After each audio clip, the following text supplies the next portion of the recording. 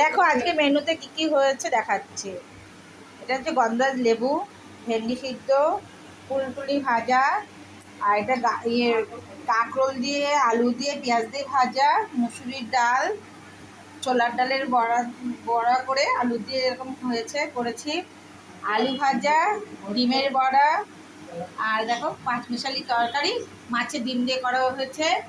আর এখানে হচ্ছে সরপুঁটি ভাজা, ইয়ে সরপুঁটি মাছ, আর হচ্ছে একটা রুই বাচ্চা মাছের ঝোল। হ্যাঁ, এই হচ্ছে আজকের মেনু। দেখো আজকে আমার মেনু কি কি আছে।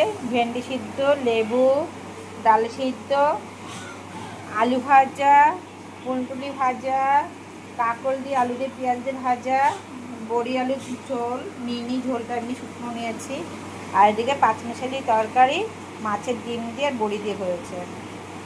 মাছ হয়েছে, মাছও নেবো না, আগে এরকম এইভাবে খাবো। কেমন হয়েছে মেনুটা কমেন্ট করে বলবে। খেয়ে নিই, সবাই ভালো থেকো।